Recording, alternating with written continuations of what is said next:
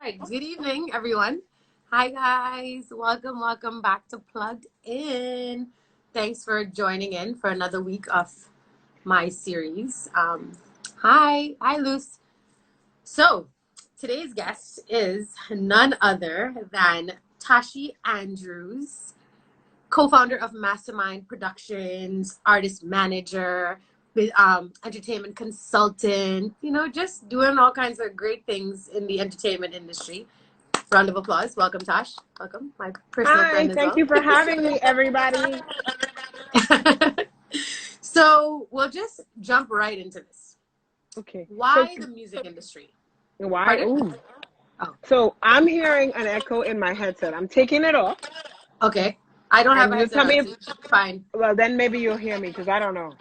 It's driving me insane. Hi, Okay. Saint Avian. Hi, Linda. Is that better? Uber Soka in the building. Yes. Well, I mean, I don't have an echo. Are you hearing me? Yes, I am. Okay, good. All right. So back the table on the question. I'm tired. The question on the table is why the music industry? What made you decide to have a career in the music industry? You know what? That's a really good question. I don't think I have a. I could come up with like a whole number of things, but I think if I was to be honest, it would be the rebellion. So I was raised Sunday. Dad was a pastor in the church, like the first elder 7 days, and I basically everything other, meaning if it wasn't really, we weren't allowed to listen to it. So Right. the culture, my culture, funny, for the culture and music, I would listen. I was in school. Okay, pause. Are you on your Wi-Fi right now? Yeah. Okay, come off of it. Yeah, because I just saw something. Nakia said there's feedback, and then it keeps cutting in and out too.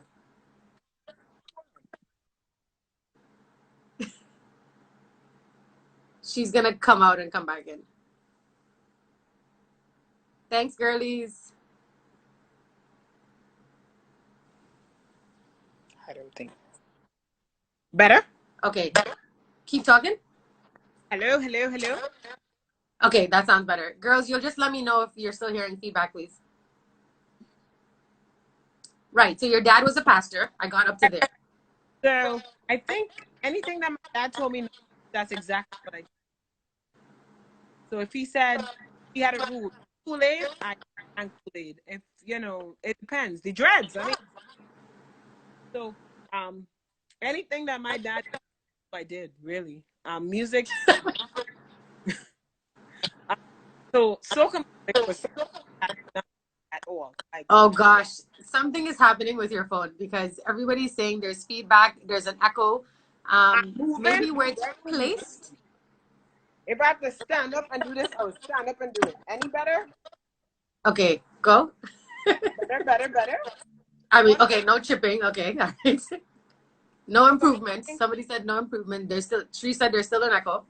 Okay, hold on. I'm looking for my other phone and then see if I can do it from there. Guys, hold tight.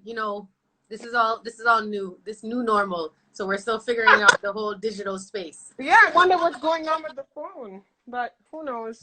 I mean, I'm grabbing a because I hear the feedback too, and that's what I was saying just now. I couldn't, but I thought maybe nobody. I'm not hearing an echo, but I do. Your phone does chip out every couple of words. That's so weird. I'm going by the window. Guess I'm 5G or what? That's the 5G, but I was on that. Y'all said it didn't work.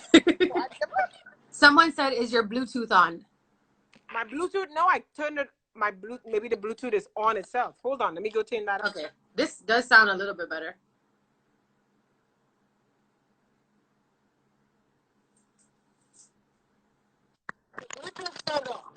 Okay, I think we're in a good place right now. Go get your wired headset. You sure? She was using the other headset, but it wasn't working. Maybe try the wired. But for now, I think we're okay. I'm hearing an echo. Are you sure? I think it's placement of where you have the phone. But somebody is saying there's still feedback. Whatever you did just now before, it was clear. So did you have it in your hand or was it on the table? It's on the table. It's on by the window. I'm sitting here by the Hold it. Don't take it off of the table and hold it in your hand. Okay. Better? Yes. Okay, talk. See, but now I hear feedback. I wasn't hearing it just now. But whatever. If y'all can hear me, I'm a hold. I can hear you. I don't know if, All right, so cool. as long as we can hear the full sentences. Stay Right. right there. Okay. So like I was saying, and sorry about all this. I thought that I was good. But No, anyway. listen, this is not no, award ceremony. Yeah, but so anywho, like I was saying, so wait, before you answer, so let me put the question back on the table. So what I asked Tosh was why the music industry, why did she choose to come into this industry and pursue a career?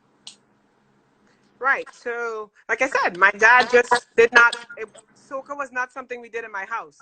So I wanted to know. So I decided, I just started listening and getting involved. It started with mass, because mass is not something I've ever done either. And so I would go, when I moved to the US, I used to live, of course, in Trinidad. When I moved here, maybe in my maybe late teens, early 20s, I went to Hawks Mass Camp and I said I want to volunteer. And I wanted to learn how to make masks. So I started there and I started making masks and costumes. People are going to kill me for this. I played masks once in my entire life. And like, that's not for me, ever, ever. So then I started doing some craft. I did everything that I was told not to do. Let's just go with that. Everything. Okay, so he's a little rebel. Very much so. Now I'm a big rebel. But yeah, same thing. Yeah. Okay. And now you manage Lyrical, who is, one of the top soca artists in the industry right now. How did that even come about? Like, how did that connection start? Were you guys friends, or did he kind of just approach you to manage him? How did that whole thing come about? No. So, okay. I was managing a band called Impact 2. I managed a couple people before Lyrical. I like to think of myself as a soca fighter, freedom fighter, soca fighter. So anybody in the industry that I feel needs that extra, that's really good and needed that extra push, that's where I would go. I never really wanted to work with established people. I feel, I'm not saying they're all headaches, but some of them are. So anyway, Lyrical, I was working with a band called Impact 2. Two people came to me.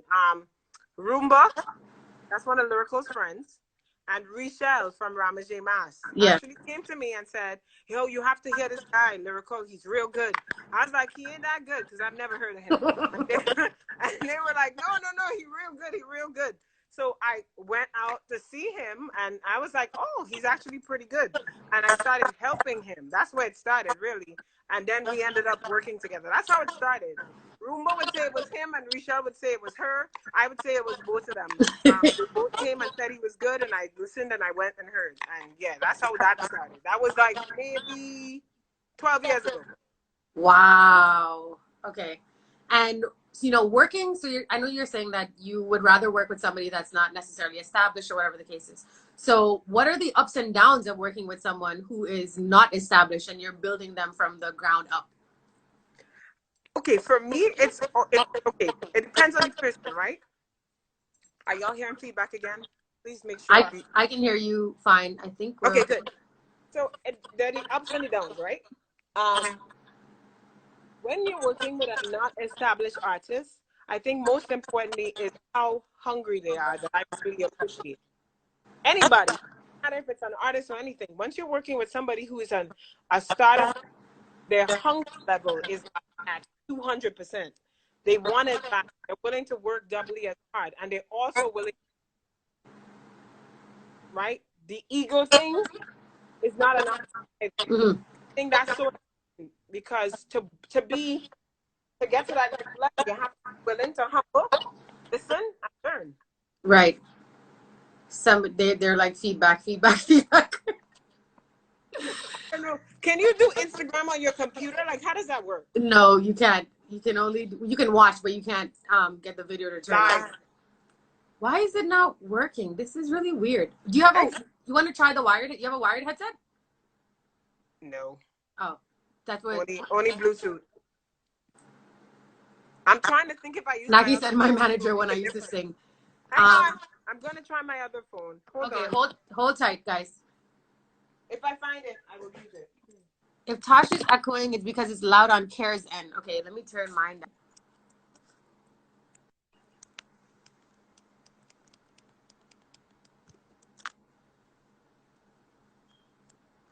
down.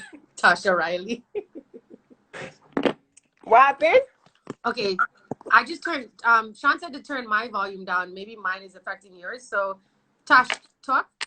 Yeah, hello? Okay, keep talking. Hello, hello, hello. Yeah, but now you sound really low. Hello? Well, I was kind of far, but now Hey, I'm lover better. boy. Everybody No, here? we just started a couple of minutes ago. We're just trying to get the technical stuff down. Am I Okay, here? You guys hear me? but you sound really low. Okay, this is much better, but hold on. Now I can't hear you. Well, I sound low because maybe you low, you know? Okay, you Better? guys can hear her good now. Okay, I mean I can't really hear you, but Oh, that is bad. so Come on. okay, It's, so I'm gonna just have to come closer to the phone. All right. I'm Well, a, everybody's saying good, so everybody needs to hear you. I mean, I know you, so okay. everybody needs to. Talk a little louder. Is that better? I don't know, but whatever. Anyway, I don't remember what the hell I was saying. Right. I was saying about the formula. Right. So I'm saying, so working with an upcoming artist, there's that hunger, one, and there's also that hunger to want to achieve. Like, I'm not saying every established artist is like that. When you're working with people who want this really badly, they put that effort into it. You know what I mean? And I like that. It's easier for anybody. It's just like anything. I'm What getting buff because everybody's like, find a headset. I don't know where my headset is. Hold on, guys. I could go back I've and never forth had mine. I don't know. I've never had this issue, so I don't understand what is happening. Oh. I don't know. We deaf with something. I don't know. But if I have a headset, I gotta hold the phone. Ladies, Okay. I'm not seeing them. Is that how it works? I don't even know. I don't do Instagram live ever. But But like you see, you'll see the comments. Are you seeing the comments? no, I see just one person, and that was a long time ago, saying that there was feedback. But other than that, yeah. No, there's a thing that keeps running. Okay, before I put on this headset, because this headset's gonna make me move this phone. So, can you guys hear Tosh properly, like right now? So just say yes or no, please, so I know if to even put on this Testing, headset. Testing, testing. 1, 2, 3. Best manager and consultant in the game. Facts. Y'all both sound good on my end. Okay, thank you, Aubin. okay. Swap left, Tasha. Okay, all right. We're in a gear. Thank you guys for cooperating and for your suggestions. Okay, so the ups and downs of working with a new artist. Right. So that's what I was saying. I just said like they're hungry. I love working with a new artist. I like seeing them grow. I actually feel like that's when you see your work. You know what I mean? You really see the work. You see that person um get to that next stage. And I think that's so important. Watching them grow. And I think they see it too. But it also, like starting from beginning, like I said, you get a full 200 from an upcoming artist than somebody who's been doing it for a while. Right. Okay. And with respect to the role of a manager, because I feel like a lot of people have a warped idea of what a manager is supposed to do and what their role actually is. So what would be your definition of a manager? Like, what do you think what does that consist of? Like, what's the role of a manager? Okay, so I want to clear a couple things up. Beginning, this is my biggest pet peeve in this industry. Booking agent versus manager. That is my biggest. Like if I was to think of something that irritates me more than anything else, it's that. I feel like it's real important for people to understand what the difference is, but more so understand what their manager is, what a manager is, right? So a manager is somebody who guides you, somebody who gives you that advice, guides your career, guides you to make the best decision, consults with you, sits with you, develops you. A manager will sit with you. And, you know, in our industry, sometimes it's hard and expensive to have a manager, a booking agent, a coach, you know, so sometimes the manager fills all those roles, right? But that's your manager's job, to guide you, to sit with you, work out that plan. You know how your parents sit with you and say, son, sit down here, or daughter, sit down here and let me talk to you about your life and what you have in mind, what you want to do with your life, what college you want to go to, what business you want to start. It's the same thing. Sitting down with that person that's looking to you for guidance and saying to them, let's talk about what your plan is, what it is you want to do, and what do I see you doing, and I advising that person and saying, this is what you should do. And they don't have to listen, just to be very clear. Right. The artist does not have to listen to you, but that is your job, to sit with them and tell them the truth that no one else will tell them. Tell them when something really looks terrible. Yeah. Okay, Keep don't it wear that. 100 all the time. Don't say that, because anytime you start going along with everything they say, you really have what's the point? Then they don't need you. Yeah. Your job is to tell them the truth and guide them. That's the one thing I feel that is your job. And a lot of people feel a good manager, a lot of artists, not just people, but a lot of artists believe a manager sole job is to get you jobs. No. A manager, there's some managers that don't do bookings at all. Right? In this business, I don't look at the soca industry. I look at it as the music industry, right? And in the music industry, the manager's job, oh, I'm hearing feedback again. But anyway, the manager's job is to guide you and help elevate you, exploit you, market you to the point where people want to book you. Not go out and say, hey, and find bookings. Right.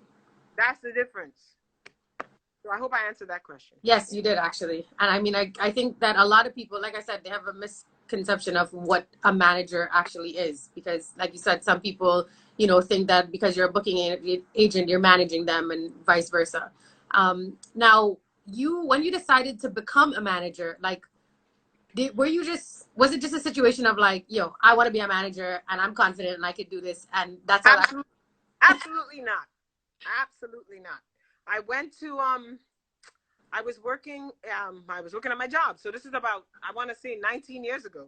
And there was a band in Brooklyn called Cloud9. They were the only soca band that I knew of in Brooklyn. I can't say there wasn't any others, but that was the one I knew of. And so somebody, I forget, was it Sherwin? Sherwin,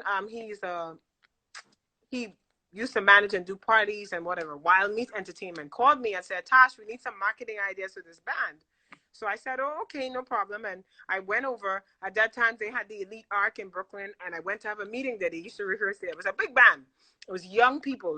Like, when I say young, I mean teenagers, and there was someone else. They had 3 singers in the band, and I went over there, and I was like, oh, okay. And I started doing marketing and coming up with ideas to help them. So it was like this. That was basically it. Then I think them and the management team kind of went their separate ways, and I was still there helping. And they said, you know, well, do you want to manage us? And I was like, well, I don't know anything about management, but I'm sure I could learn. So I literally started doing research to find out, like, what would my job be, what it entails, because I had so many different misconceptions about what a manager did. I thought that I had to have a lot of money, that I had to pay for everything, and I was like, well, I can't do that. I wasn't there yet. So I did some research, and that's where I started. That was never in my plan. Most of the jobs I have done has been more so things that I kind of got into as I realized, oh, I'm good at this. Maybe I should try this. You know what I mean? So that's kind of how I started. And here we are. Here you are today. What did you want to be when you were in school, though? Honestly, there were many things. Okay. The first thing I ever wanted to be was a scientist. I really wanted to, like, I don't know, blow things up. I used to watch real superhero movies. I remember trying to create a volcano once. That didn't work out too well. Okay. So a scientist. But I tried. I tried to build. I did that. Let me see. But to be honest, the one thing that has always stuck out is to have my own business. I've never wanted to work for anybody. I would tell my dad, so I'm going to have my own business. So I used to go and pick all the fruits in the yard and have a stall and sell everything. I think I sold my mother bread one time. I have to say that's been it. I have done just about every odd job you can think. Mow lawns, make roti, you name it, I have done it. Yeah. Wow. Okay, so you have the entrepreneur blood, you know, like you have it in you. You have it in you for sure. So tell me, being a female manager in this industry, I would say that you're probably one of the very few female managers there are in the soca industry. What are some, because I assume that there's a lot of struggles. So what are some of the struggles and challenges that you face being a female in the soca industry? There are many. So let's talk about the ones that, for like those people that are upcoming, that they might end up having to face the same types of challenges that they can get inspiration from or just learn from. So let's maybe tackle a couple that you think that other people may end up having to deal with as well. Well, I think as a woman, and there goes the feedback. I think as a woman, it is important for people to understand that not every woman in the industry is a hoe or a slut or a person I want to be groupie or all of that. I can't tell you how many names I've been called in the business because people didn't understand my role or didn't care. It's a very male-driven business, and I feel that there's this misconception that if you're in the business, you got there because you slept with somebody. That is not. It is not true. Not everybody's like that, and even if that's and just to be very clear, if a girl got into the business because your boyfriend was in the business, so what? It depends on the good job she's doing. If she's doing a good job, she's doing a good job. And that's the point. I don't really care how you got there. I think really what matters is what you're doing when you're there. So I think as a woman, I feel like I've had to be less friendly, less sociable, less this, less that, so people would take me seriously, right? The minute you start smiling, people just assume you're, as they call it, an industry girl, and we can treat you any old way you want. And that doesn't go well for me. So for me, I'm just real, like, that's real serious for me. That's something I don't take lightly. It's important. So I've been accused of a number of things and been called a number of names, but I feel like I had to do that in order to be taken seriously. Whereas I feel if it was a man, I was a man. Yeah. I could have done the same things, made the same jokes, did the same nonsense, and gotten away with it. Right. You know what I mean? I have to be serious. I go out sometimes and I hear a song I really want to hear, I dance to, and I know what's going to happen if I start going down that road. Yeah. So I've chosen to stop doing that because I realized that now people think, oh my God, she's so stiff. She doesn't dance. She doesn't do this. She doesn't do that. And it's a price you pay to be taken seriously. So do you think, so I feel as though you have a very credible reputation to this day. So do you think that this is something that you will end up, lightening up a little bit? Do you think, or do you think that this is, so I say that to say, because a lot of people think that you're a tough cookie, right? Like a lot of people think that, Girl, Tasha's mean, Tasha's this, Tasha's that, you kick people off the stage, but you do it because this is a business for you. Your artist is on stage. You don't want any distractions. It is business at the end of the day. So people, yeah, well, but so now that people, because you had a point to prove at the end of the day, that you're in this industry and this is about business and you're not here to giddy with anybody and laugh and play and all that stuff. So people know that you tolerate no BS. Like that's a fact across the industry. I think everybody that's watching this can agree to that as well. Everybody knows when it comes to Tosh, like don't play with Tosh. Tosh is not the one to come around and play with. But so now that you've kind of gotten that respect from people and people understand that this is something that you take very seriously, do you think that in time that you can see yourself, maybe lightening up a little bit, being a little more free-spirited, being the person that you are? To be honest, no. I feel like there's gonna always be. So I remember one time I'll put it like this. I remember giving an artist some advice one time, and I said to them, there needs to be an on-stage you and an off-stage you. When you're on stage, that's your round. That's when you get to be a diva, when you get to step into that star mode. When you're off stage and you're meeting people, you need to be a human being. So I'll be honest, when I'm working, I don't think that's ever going to change. Because the minute I slip, that's the day somebody's going to think, Tasha's my friend now. I can use this. No. Yeah. Absolutely not. And I'm telling you right now, if my mother or my father came to a show with me and they decided to step on the stage, I'm gonna kick them off like anybody else. They have to understand. No, I'm being honest with you. There's some things you just gotta understand. Mm-hmm. What are you doing on the stage? What are you doing on the stage? I don't care who you are. My thing is, when an artist is singing, when they're performing, that is their stage. You ever see a video somebody take where people walking back and forth and the artist is performing, how terrible it looks? Yeah. Want to post, but you're like, well, damn, what's going on the stage? Right. You're distracted. Yeah. The DJ talking to your friend, some girl whining on she man, the camera up, and next one trying to get his crowd in his shot for the gram. I mean, I just feel like let him have that moment. Let the artist have that moment. Let us all eyes on them. Exactly. I it's funny. There's some artists that people will not try that with. It wasn't even an option. I've seen people get real embarrassed and get thrown off of stages for that said purpose. But the minute you feel, oh, this artist is friendly. So I don't expect the people I work for to be mean, But I feel like that's my job for them to step in. I want them to remain the nice guys. Let me do that job for them. It's Right. okay. I'm never going to sing a song. Nobody has to like me, but you will respect me though.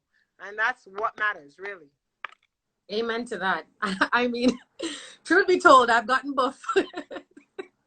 I have gotten a Kerra, get off the stage. Kerra was like, wait, what? And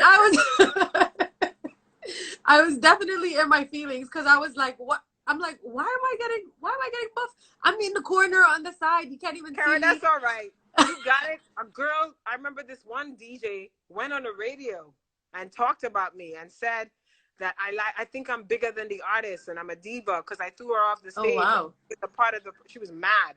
And I understand being mad, but my thing was we had a stage that looked like a box. Mm-hmm. I'm not even gonna lie to you. The stage could have been a square table. It wasn't even that big, man. And the DJ had a set up, and then the artist was right in front of the DJ. There was no room to jump and sway. You might have fall off the stage. How you gonna stand? If I can't stand up on the stage, how you gonna stand up? Expect, yeah.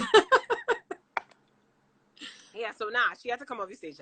So yeah, she was very mad at me, and again, I'm never gonna apologize for doing my job. I'm never gonna be that girl that's gonna say, "Oh yeah, you shouldn't." Nah, the truth is the truth, and the truth is that if you care about this artist and the quality of what and it's in their well-being, in their best interest. You give them that respect. Mm-hmm. I will never forget one day this person came on stage to eat their food while this show was going on. Like she got a plate of food and climbed up on the stage with her boyfriend. They were having beers and a plate of food. The food and them went on the stage. I was like, yeah, I don't know. Man, they waited on me after the show. Sean just said the girl knew that you were his manager, so she called him to complain. It just happened, man. People do it all the time. They do it all the time. It's okay, no, but I can definitely see it happening because even when it happened to me, I was drawn back. But of course, I'm not going to be rude or disrespectful. I walked off. And then when I put it into perspective, I'm like, this makes sense. Like you want to be able to have all eyes on the artist and not looking at the person in the corner or the person in the side. Like that's their time. So it's totally understandable. But people may not look at it like that because people don't think of the bigger picture, So it's all about self and so forth. So I want to know, so you've worked with Lyrical for 12 years. What was that like? What moment, is there a moment that you felt like you were just so proud and you knew that at that moment it solidified that this is where I wanted to be, this is where I needed to be. You've been with him throughout his whole career. Is there a favorite moment, and is there a moment that you were like, damn, like look at this guy, he did it, we did it? It would have to be the year he sang 25/8. 25/8. I went to Trinidad. He was performing at a party called Break Beach or something like that. Yeah. It was at at O2 Park. And I remember when they announced him, I literally I don't do crowds either. So I made my way through the crowd and I stood in front of the stage. And that had to be the best feeling ever. Because when I've worked with plenty, and I like too many people. And Lyrical had people used to say, "Oh, you like him more, that's why." I said, "No, he's the most focused I have ever met. He's one of I can't even lie. I've met people, but Lyrical has that. I've never seen anything like that, man." And so to see him, I'm telling you, Lyrical used to walk down Flatbush and give people mixtapes to make them listen. He wanted it. He was hungry. Listening parties. I mean, I don't know anybody that wanted it that bad. He never turned down a channel. I know Lyrical performing for free. So there are artists that I've called to perform and they told me no, they're not getting paid, they're not doing it. And they're not even a quarter of the way established. But the hunger that I saw, it wasn't, to be honest, Lyrical would not have got where he is if it wasn't for his attitude. I can't even take credit for that, right? Because I could tell an artist 10 million times, do this, do that, do the other. But if you don't have that in you, I could say what I want. You're not gonna get it. Yeah. They have to want it. They have to be hungry. Watching him do the thing that he told me he wanted to do, because I asked him when we met, we had that meeting before he had signed the contract, when we were doing the management thing. I said, "What is it that you want?" And he said, "Okay, I would like to be a household name. I would like to have an album. I would like to really get on stage and when I perform to big crowds." And he did it. And this is what he had. That to me was that was that first time. I think another time was when I spoke a monarch with Cloud9. That was like amazing. Like watching him go the presentation. Shout out to Leo, Atia, and them, and everybody who had a part to play in that presentation. That was like, wow. I was so proud watching him come down from the string and the chair, jump off the stage, and just seeing him do what he wanted to do. I like to see people do the things that they set out to do, honestly. If your job in life is, my little sister told me one time she wanted to be a dog walker, whatever, and I told her, I said, that's what you want to do it. Yeah. I like to see people achieve. It doesn't matter what it is. The point is, you said that's what you wanted to do, and you went after it. That to me is it. So for me, that was like one of my, I think the best feelings ever. And I think there was one more time at Shush in Brooklyn. He got on stage and we were trying to figure out if he should go with Cloud9 or Lona. And I think who was on the stage with us? It was like it was Spooky, Liberal, Songs for Life, some other people. And we were like, yeah, and I think Marlon, Songs for Life was like, yeah, do Lona. And we were like, we don't know. Lero got on stage and went on. We decided, okay, we voted to Lona. He went on stage and with the song. He didn't even have to sing the song. I'm talking everybody. Oh my God. 5,000 people singing Lona word for word. I think I cried. I'm not even I feel like I would have cried. I stood there and it showed, like, I was like, wow. And then that's when you feel like, yeah, he made that. That was like one of my proudest moments. I'm not even gonna lie. I sat there, I was like, wow. It felt good because I like to see that. I just like to see people win, honestly. It was it was one of the most beautiful things I've ever seen, honestly. Watching people sing, it was, because I live by music. I go to 10 million concerts. That's my thing. And watching, the Maroon 5s or the whoever it was, full up stadiums, watching somebody that I know personally. Yeah. That was hot. I have to get my tissue box. Get a little emotional over here. So this is like a two-part question. If there's one piece of advice that you can give to an upcoming artist, what would that be? And then a female that's interested in going into, maybe PR or management or just having some kind of authoritative figure, what advice would you give to a female as well? So to be honest, here's what I'll do. I'll give this advice to everybody. Stay humble. That's number one. Stay humble. For you to get in the door, you have to be humble. You have to understand humble. No matter how big you are, remember to stay humble. Let me tell you, there's always somewhere to go, right? Mm-hmm. Like there's always a step you need to climb. There's always a ladder that you need to get into. So you could be the biggest, the brightest bulb, whatever it is. You're not humble, you get nowhere. Mm-hmm. There's somebody that's what you're doing to be a little more and be offended by it. Stay humble. A lot of people don't get that. That's a fact. That's one. And the other advice I would give them is study the craft and stop treating, and it depends on the business you're trying to get to. So let's just say for the sake of this argument, you're trying to get into the Caribbean entertainment business. Drop the Caribbean, the word Caribbean, and start looking at it as a business. A lot of times we face the soca industry, the Caribbean industry as Caribbean thing. So this is what we do in the Caribbean. I'm not saying you shouldn't know what happens in the Caribbean industry, right? But treat it as a business, the same way you would do anything else. I've heard people tell me, "Oh, well, I'm an American now. I'm doing a business. I got to do it differently." It shouldn't matter. It's still a business. It's still a business. You're still reaching people. You're still servicing people. Mm-hmm. Treat it as a business.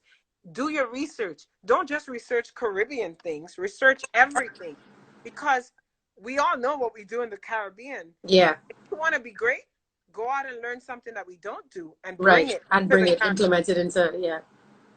So that's the advice I would give them. Okay. I just saw Shalim ask the question, which I was going to ask, which was like, a lot of people probably don't know that you have a 9-to-5 on top of this, that you're actually Superwoman because you have a 9-to-5. We're going to talk about Mastermind Productions as well, that you're co-founder of, but you have a 9-to-5 job.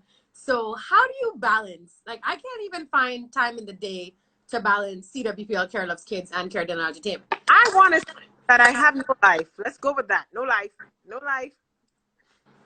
Absolutely. I work 24/7. I mean, I make time. That's not true. I make time. I make time for little things, but I work a lot. I'm not gonna lie. I like my job. Honestly, I like my job. I work during the day, and then I work everything. I work in the night. I work at lunch. I work whenever. I'm always working. Working. I've never gotten anything easy. I've never walked into money. Nobody's ever said, "Oh, Tasha, we really like you. Here's this." I've had to work very, very hard. Mm-hmm. So for me, I protect that with everything I have. I protect it. Sean said, Tasha's an alien. Who says that? Sean. But you do make time. I have to agree with that. Like, you do make time for the things that matter. Like, you make time for your friends. You know, you make time for your family. So. Well, I do. But I do. I try. That's important to me. Things that are important to me, I make time for. And I can't lie about that. I do. So I see Sean going off ever so often in the chat. So let's jump into Mastermind Productions. So you manage Mastermind, who is a DJ out of Boston, if I'm not mistaken. Right. Right. And you are the co-founder of Mastermind Productions. So what is Mastermind Productions? You know, how did this whole situation come about?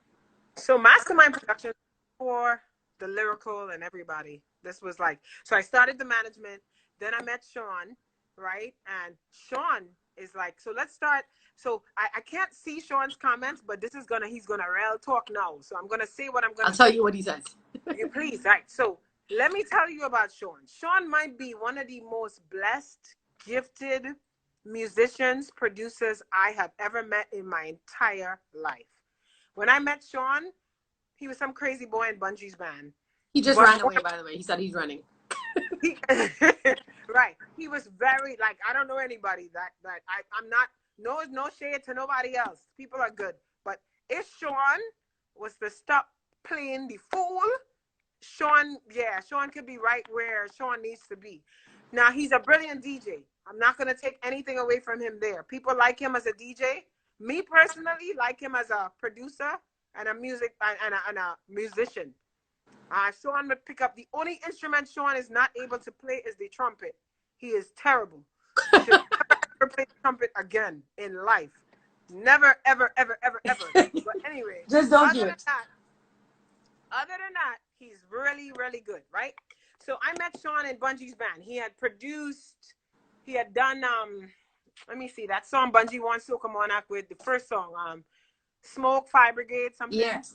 And then the second year, when we actually started talking, he had produced that Pot of Gold Rhythm, Blaze the Fire. So I said to Sean, we're doing this thing, why not start a company and do production in a more serious way? Because he was only really producing for Bungie and the Godfather's Asylum and, you know, the people in that crew. I said, you're so good. Like, why are you not doing this?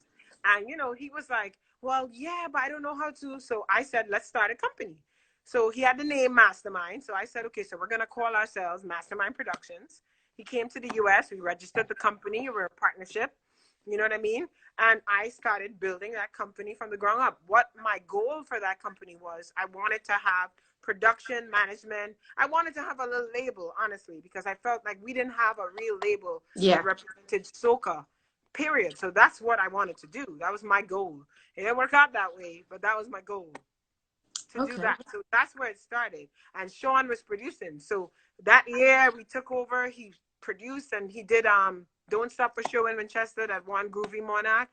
And that was it. And from then on, it was song after song, and people from everywhere were coming to work for Sean and work with Sean as a producer. So to me, to me, if Sean ever decided to really jump back in there, yeah. I manage him as a DJ because it came with the job. If he's doing DJ, well, I'm going to support him. Yeah. But is that what I want him to do? Well, no. But like you said, you can only say so much, and then it's on them to decide what they want to do. I've tried, like I've tried everything to convince him that is the way to go. He doesn't listen, but yeah, no. So kind of that's Mastermind Production. So we're still there. We do every year we put out a Christmas release. I'm big on Christmas. That's like my favorite time of year. And so we do we have about maybe a couple dozen parang albums on all the digital stores, and we put those out every year. Soca parang, whatever, traditional parang, and we put those out every year. So, I mean, that's still my love. Mastermind Productions will always be there. He said he's going to produce 27 rhythms right now. Tell him, yeah, okay, well, wait. All right, Sean. I mean, it's being recorded, so I don't know if you want to say that right now because people are going to hold you accountable for it. So at least put out 2. Take out the 7. At least put out 2 rhythms. Naki said he needs to produce again. That's awesome. So I want to talk about, I know that you have gone to a lot of different places, you know, like Lyrical travels all the time. Every weekend he's in a different place. So I remember that you guys went to Ghana, but I also know that you have been to India, which are actually 2 places that are on my bucket list. Both places that it's going to happen at some point. I'm trying to manifest that I'm going to be there. But I would like to know, you know, how do you compare, can you compare the 2 cultures? Like what are because it's 2 completely different worlds. So I'm interested to know, you know, how you would compare the 2. So, okay, let me see. I did India first, Ghana second. I've done India a couple times for my day job, and Ghana with Lyrical. So let me start with Ghana. Ghana, Africa. I mean, going to Africa was like a big deal for me. Just being able to experience that, going and seeing. I often wondered, like, you know, if I would go to these places, because, you know, from being from Trinidad, one of the predominant races in Trinidad would be either you're Black or you're Indian. I mean, we have a bunch of others, and then we have the mix. That's what I was raised on. That's what I know, right? And so I often wondered what I would see there that I could connect to, you know. And going to Ghana, I saw, like, you know, I saw a lot of, and I guess I don't know what I was expecting, but I didn't expect. I felt like I was in Trinidad. We were driving, I was thinking the houses were colorful. I was like, oh, this is like, I love it. Yeah. It was really good. I really enjoyed that. The culture was good. I liked seeing some of the ads that I saw. So, you know, one of the things that I have to say that I really appreciated being in Ghana was the acceptance of Black skin. Watching the ads, there were people, I remember seeing an ad one time for the grocery or the market, and I was thinking to myself, what does girl in this short skirt have to do with buying vegetables? You know, and I'm not saying that a girl in a short skirt wouldn't buy vegetables, but when you think about the market in Trinidad, like, you go to there, get up in the morning, you rush out the road to buy a thing, and the weekend you home and cook. So what I would like, I remember seeing this ad for the market, and there was this lady, she looked like a modern day Beulah. Her head was wrapped, and had a basket, and it was clear she had come to the family. And I was like, yes, that's what I wanted to see. It was nice to see that. It was nice to see them embrace that. I feel like you know, my road to where I am now, I've been in many situations where I've been told I'm too Black, I'm too dark, I'm too this, I'm too that. And it was nice to see people just embracing it. They were happy with it. It was nice. It was really, really nice to see. And it made me feel, I don't know, self-love is something I learned late in the game for me. Growing up wasn't always the best experience for me, being a dark-skinned child. And I think that helped me even more. Just embrace the fact that this is you. You're beautiful. Yeah. You know, growing up in Trinidad, I heard too many times the Black ugly boy, the stupid ugly boy, the this ugly girl, the Black, and it was always like Black was a descriptive word in a lot of cases. And so it was nice to go somewhere where it was okay. There was nobody looking at you, judging you, felt judged or whatever. It was just nice. India now was a whole different ball game. I went to India and I was feeling like, wow, this is where everything from Trinidad came from. I am telling you, I went to India. They had the cricket, the Indian movies we watch. They had pineapple chow. They call it pineapple chat. Okay. They have fry bake. They call that. There's all different kinds of puri. They have double. They have everything we have with just a different name. The sweep in the yard, the cookie broom, the serious. Yes, listen. You know, back in the day in Trinidad, oh shoot, I remember oops. I remember my seeing my mom throw things over there. Like she had a bush, a shrub, like, you know, the curtain in the yard. And sometimes the line full and she threw it on the bush to dry. Yeah. And I saw that. They do all of this in India. It is the same. Like I went and I was like, wow, okay. So now I see where we adapted a lot of that from. That was like, wow to me. It was definitely an eye opener. I was like, now I understand. I saw so many things. In both places, I saw a hammock. That was like a big thing. I was like, okay, so it was just amazing to see. And what's funny was, like, I had some really cool Indian friends in Trinidad from home, and they've always talked about going to India. And I'm there telling these Indian people this, and they were like, yeah, so, you know, we don't even know where Trinidad is. One man thought Trinidad was near Senegal. And I was like, no. Wow. Did you pull out? I hope you pulled out a map and was like, okay, very much so. I was like, you know, I said, Google Trinidad and Tobago, please. No. I had gone to Trinidad last carnival, like just before I came from India. And then I went back and I took pictures. I went to the temple that they have. I forget the name of the temple. And I took pictures. I went to the temple on the sea and I showed them. I said, we do exactly what you guys do. Yeah. And they were like, oh, well, we want to go there, because they had no idea. None. Like, I repeat, none. So where do they think Brian Lara came from? Gil. They know cricket. And Dwayne Bravo. But Brian Lara and Dwayne Bravo look like me. Their thing was they're Indian people in Trinidad. Right. They could not believe the population, how big Indian population was in Trinidad. They had no idea. None. Wow. Okay. So do you have a favorite or a soft spot for one or the other? I like them both. And I do like them. Like Ghana is, you know, beautiful. Africa, I want to go back and see more of it. I feel like I was there shorter. So it's not a real fair comment, because I only spent in Ghana while I've been to India last year I did a month. So I've been in India for a long time. So I've connected more with people in India than I did in Ghana. So I can't say that.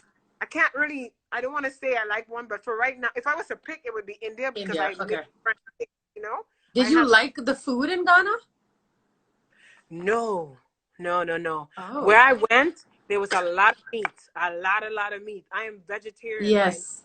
I've been a vegetarian my entire life. I've never had meat, any kind of chicken or fish, never. So I went to Ghana and all they ate was meat. I was like, wait, what?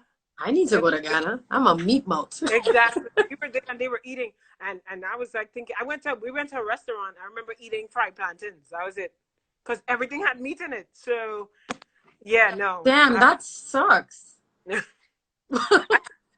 I used to eat in the hotel before we left, and then go when we went, because I knew there was no other food. Like, yeah, no, it wasn't gonna happen. Everything was a fish or this or that. So yeah, I did. In India though.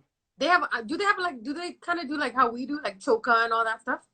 Yes. Okay, so you're getting lots of veggies. I don't know if they call it that. I forget what they call it, but they have a choka for everything. They have a tomato, baigan, potato. Yeah. You name it, they have a choka. They have a coconut choka, chocolate chutney. They have everything. Yeah, like. And is the food spicy? I mean, I love pepper, but a lot of people say that Indian food is spicy. You can ask, but their food is spicy. In Ghana, very spicy, extremely spicy, extremely. Did I mention extremely? Yeah, extremely.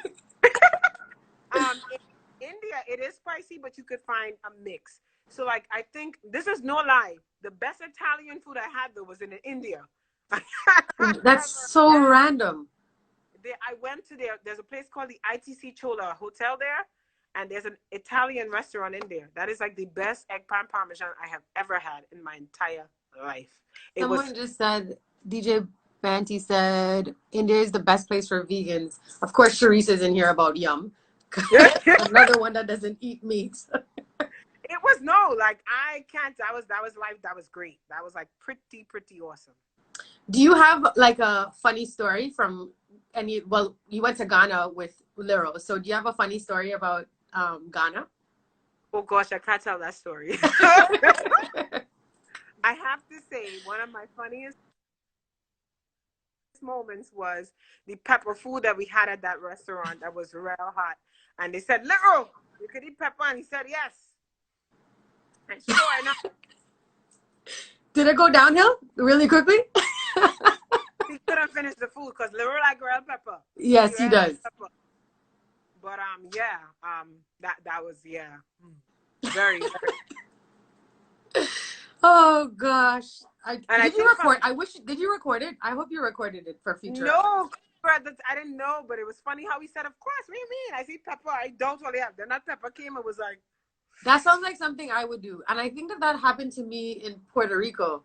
We had gone somewhere and it was the same thing. I'm like, yeah, I love pepper, ting, ting, ting. Not knowing that the pepper was infused in like, I think it was eggplant and something, but it was like Scotch bonnet in it. And then I put pepper on top of it and I wanted to cry because it was like a Cadbury type situation. I'm plugging in my phone. This thing burns your battery fast. I didn't realize. Tasha been to India so much, she has a passport now for India. What's that? Sean said that you've been to India so much that you have a passport now for there. Whatever. I don't. But... Okay, guys, this is what we're going to do while she's getting her charger, because it's going to cut off in like 3 minutes because every hour it cuts off. We're going to just log off and log back on. So Sean, Shaleem, Aubin, everyone that's on, we're going to come back on for a few minutes, chat a little bit more. Hopefully she'll plug in her phone by then. So join us back in like 20 seconds. Sham, get back in here. She got a Bermuda passport. You got a Bermuda passport? We'll talk about that when we come back. Bye. I'll see you guys in a sec. Bye.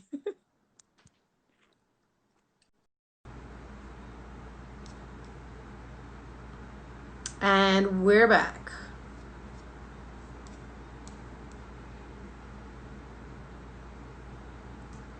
Hey, Kelly. Hi, we're back. Brandon, what's going on, bro? Oh my gosh, this chair is so uncomfortable. Hi, DJ 5150. Hi, Genevieve. How are you, princess?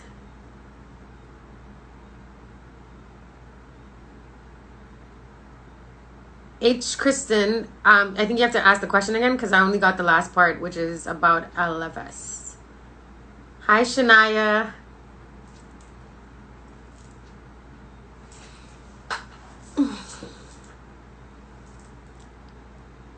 Genevieve, I miss you. Tell Auntie Lisa I said hi. Hey, Keish. Hey, Jackie.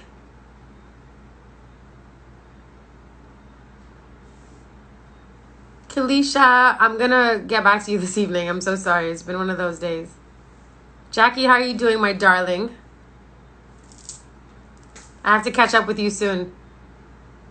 Okay, no problem. Let me see if Tasha's back in here yet.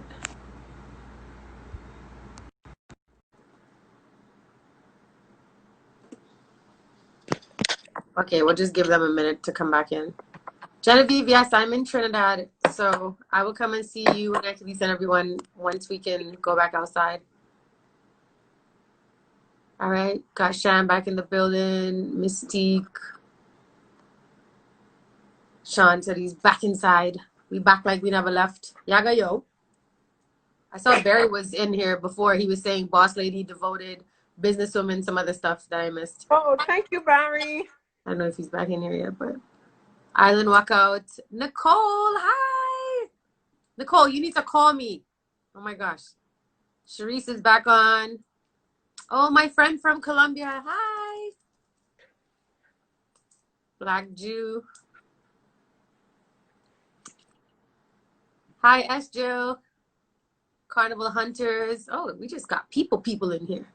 I have to say, when I launched your flyer, the amount of people that reposted on IG story, shout out everybody that posted the flyer, showing support. I was like, okay, Tasha's like a whole superstar. I mean, I knew you were a superstar, but I am not a superstar. Girl, I think people did it because I don't do this too often, you know?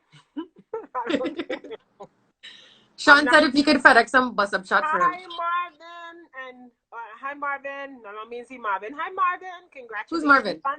Body by Marvin. Quest. Marvin.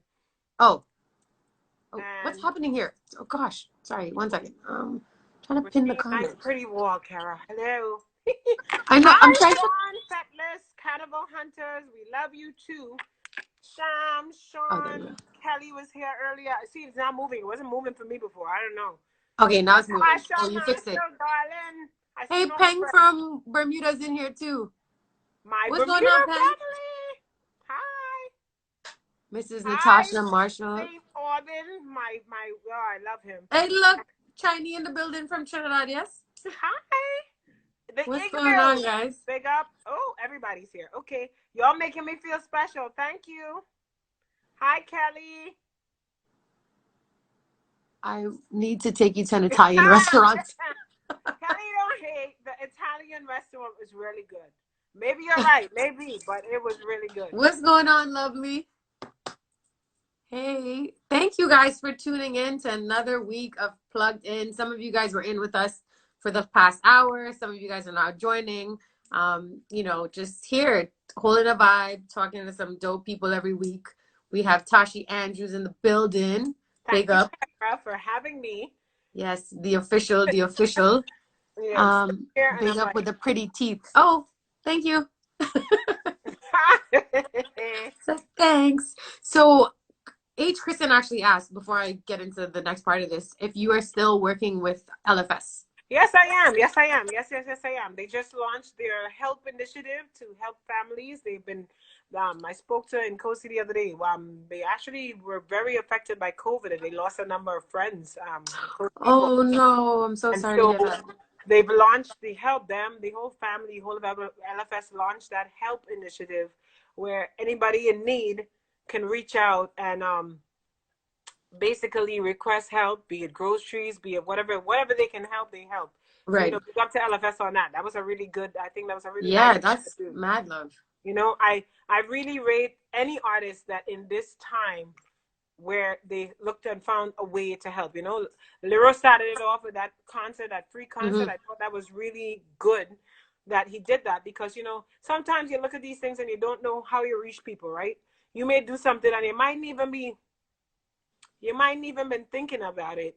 So I think it was really, really cool that Lyra did the content, LFS did the help, and anybody for that matter that are reaching, helping, even if it's to just offer a kind word and give people some encouragement, because it's the first time in a long time I've had to say rest in peace this much. Exactly. I'm telling you, like every couple of days, someone tells me that they've lost someone, and may they all rest in peace. But and you get worried because you don't talk to your friend, and then boom, you see a rest in peace notice, and you're like, wait, what is going? It's a very sad time. So I'm just happy that my family is safe, but my prayers go out to the people who have lost someone. Mm-hmm. And I again, prayers to everybody. People be safe out there. Please be safe out there. Yeah, stay home. Jeez. Stay home. You know what I mean? And try not to overdo it. I understand the house could be frustrating and hard, but try to do your best to take care of the family, because it might be you. You might have like a strong resistance, but it could be somebody else you come in contact with that Right. you could pass it on to. So speaking of that, how has this affected you, especially like with the entertainment circuit, and managing Lyrical, and now he's not on the road. How are you guys adapting? How is the team adapting to this quote unquote new normal? This may sound like biasness, but I have to give a big shout out to Dev, Lero. As you all know him, I call him Dev. It is scary. It's hard. Hi, Tash. And it is scary, and Chrissy, but he found a way to make it work. What I've been doing what we can do, catching up on all the admin stuff, making sure the Spotify account is up to date, like making sure clean those profiles on Apple Music, Spotify, pushing the digital music, because the one thing that you are sure, no matter what's happening, people listen to music, right? Right. So even now more than ever. Exactly. So even if he might not be on the road every weekend, you know what I mean? But let's see what else we can do to get through this. Because at the end of the day, this is his job.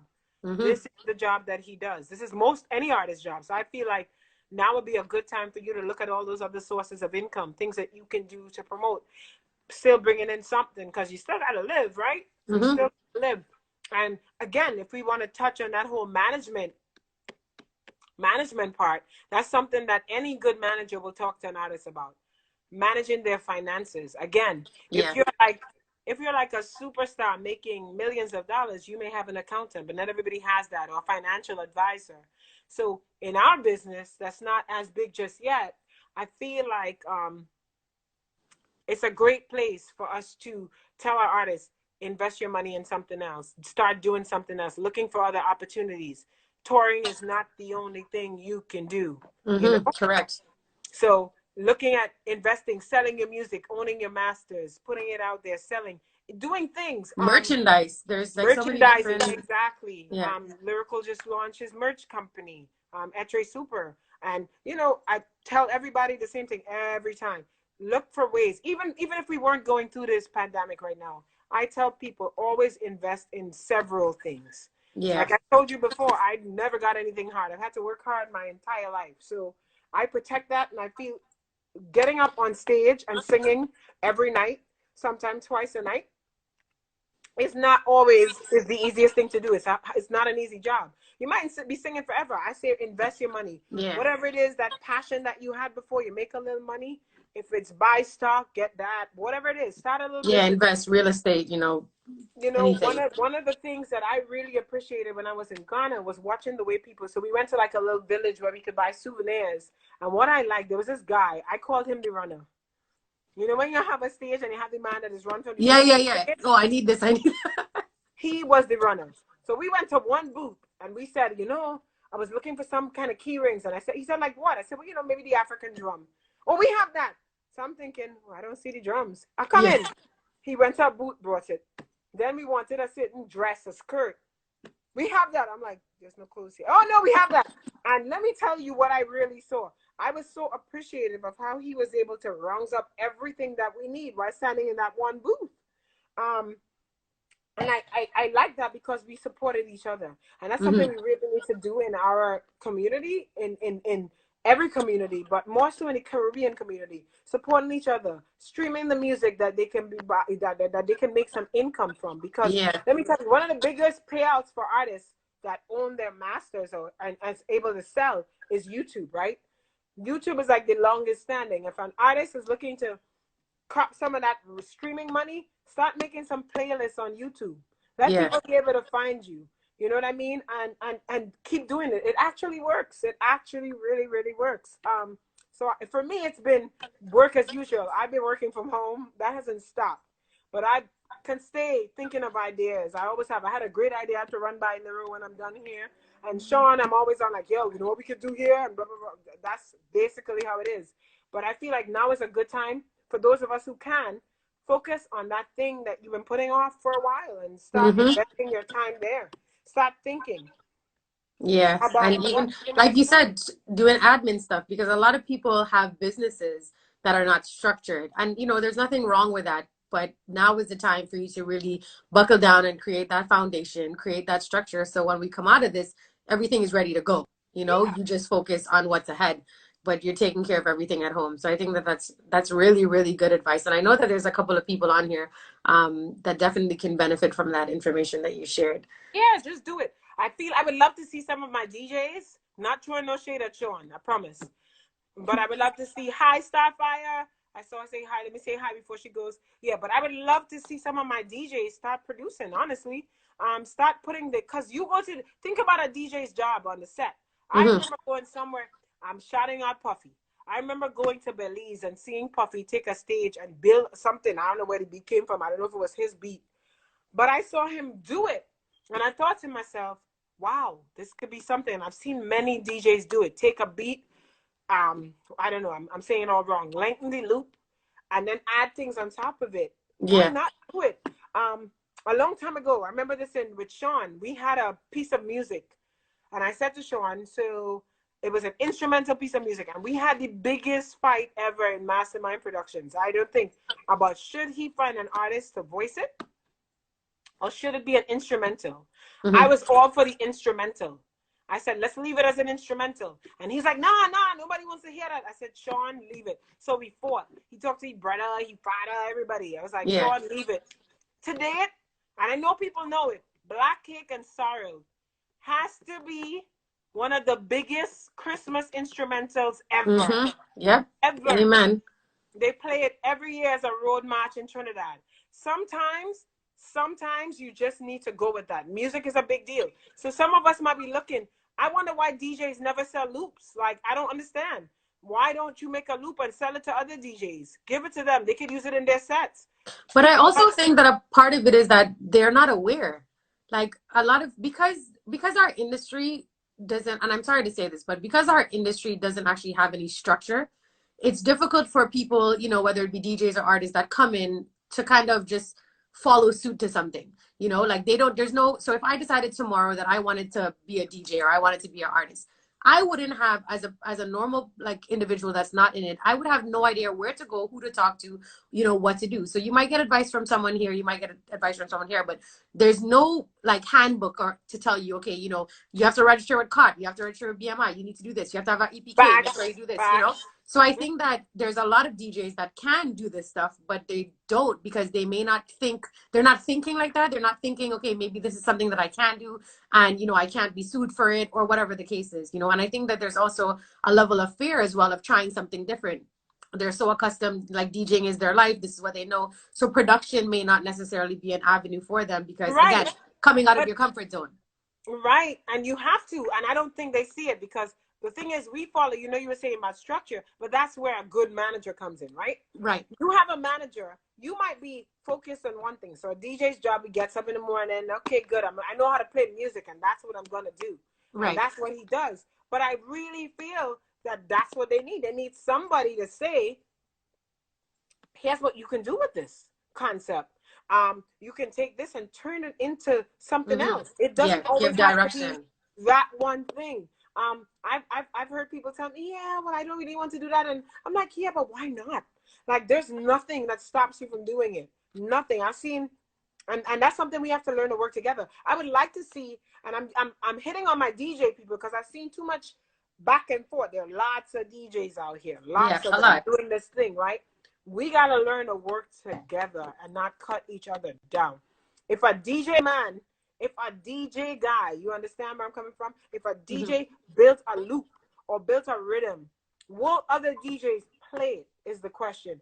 Yeah. And it not be some, well, I know my loop, whatever. Right, so I don't want to play that. Yeah. Listen to me. If we supported each other, we could be such a force to reckon with. You know what I mean? And not just DJs, but us too. Everybody. I've seen you doing something. I'm a writer. I know good writers. I know good publicists. I know people doing all kinds of business. I know you, Kerra. You're doing your thing. And to be honest, when I met you, I was like, this girl, I know end boy. But then I was like, but she's trying and she's doing this thing and she's doing it. And, you know, I started not looking at it from the perspective of, okay, so she might have annoyed me on Tuesday. What is it that she's trying to do? You know? What is it that she's trying to do? And then I said, you know what? Maybe I need to get and know Kerra and see maybe I could either add or maybe I could learn from her because, you know, you don't know everything. Right. You know what I mean? I don't know everything. I'm learning. I attended your Women's Empower, your CWP, did I say it right? Yes. Right, webinar. And what I liked about that was that I was impressed because I was thinking to myself, well, what is it going to be? Some woman talking? And I was like, yo, I'm telling you right now, I don't do that. I don't go to people's lives. I don't do none of that. But what I liked about the structure of that was that you started off with a prayer, which I thought a lot of people really appreciated. Again, that's not me either. But I was impressed that you structured it that way, the speakers that you chose. And I was like, well, go ahead, Kerra. And I love that. There's so many people that I see doing so many things, and I want to say to them, yo, there's so much you can do. And I went it and I was like, well, damn, she's sitting on a gold mine here. There's so many ventures that I see people do that I'm so impressed with. And a lot of times it's confidence. Like you don't feel you can do it. You're concerned that okay, I don't know this. I don't know this person. Or I'm scared to be turned down. That's part of life. Not everybody's going to like you. Yeah. Right? I can't tell you how many people don't like me. They don't like me, like, period. I could count them. Point is, I don't care. I don't care. I'm not going to waste my energy on who doesn't like me. Let me focus on the ones that do. Okay? And even the people that don't like me, half of them don't like me because they don't even know me. It's okay. That's all right.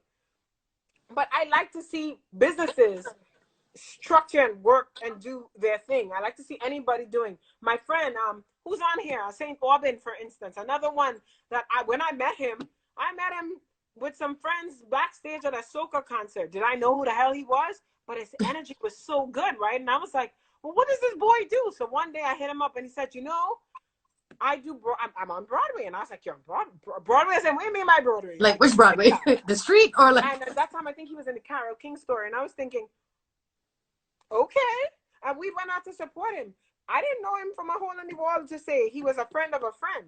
But when I went, it was nice to see somebody. He's Guyanese, but who knew that you would see? And then I did that, and then I went to the other, and I realized there were so many other Caribbean people doing great things that nobody knew about. You just gotta keep pushing people and telling them and reminding people that they can do it.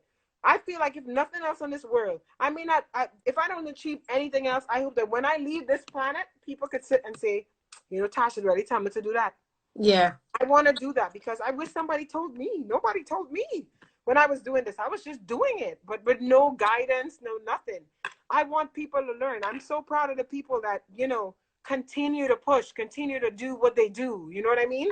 So keep pushing. I meet young managers and people in the industry all the time that have like real, like, oh my God, potential. Sharice, I know she's in here somewhere. Yeah. But, you know, I had like one conversation with her. I was like, whoa, she's like amazing. You know what I mean? I could sit here and talk about all my friends and people I know. But I'm telling you right now, everybody has that purpose. Starfire, you too, because you're like amazing manager. I know what's up with you, but you need to get back in the game. And Nigel, again, stage production person, amazing. Like, there's so many people doing so many things. And Quest, the guy who's taking over the world. All I'm saying is, at the end of the day, give yourself that goal. Like, do it. People, we have so much to offer, but we're either afraid to pursue it and we don't like rejection or disappointment. Right, and people are afraid to fail. So, but you can't look at it like that because every failure is a learning lesson at the end of the day. You fail, so what? I remember being so worried about things. I used to come like 6th and 7th in class. My sister, I don't know if she's in here, used to come first every term, every report card. I used to just feel like the failure. And every day I would be like, oh my God, what am I going to say when I go home? What am I going to say? What am I going to say? What am I going to say? And then I stopped thinking, well, what's the difference? Well, I did my best. That's what matters. And for me, that's all you can really do. Just do your best and push and push. The comments are going crazy. I know. We need to fail in order to go harder.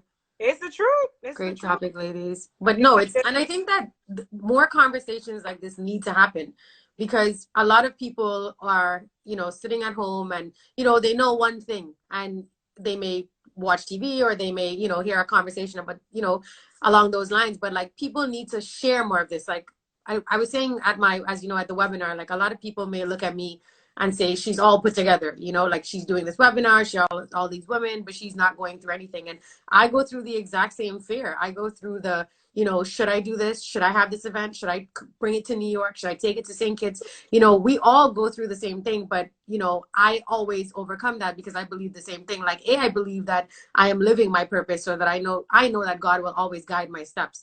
That's the one thing that I know for sure. And the other thing is that even if I try and I fail, like I failed, but I'm still going to pick myself up and keep going. You know, I go through the stresses just like everybody else, but I think it's very important for you to have a team around you, of friends or family that support you.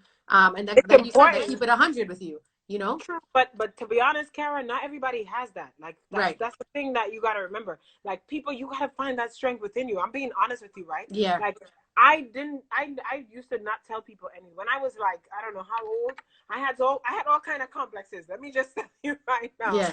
I had no friends. I was the ugly girl in school. I couldn't do this. I couldn't do that. There were so many things I couldn't do. And it wasn't that I couldn't do it. I just believed I couldn't do it. Right? And one day, I don't know what it was. I woke up one day and said, you know what? Screw this. If I ain't got no friends, well, so be it. If nobody don't like me, so be it. Right. And I just moved on. And sometimes you got to just look. So it's not, you know, having a support system is important. But you have to believe in yourself as well. Learn to be your own support system. Hi, Ty. My nephew's in here. Aw. The rapper Tyler. Sorry. Jig Stacks. My bad. Yeah. I see Only Champions OC in the building too. Shout out the whole fam in LA.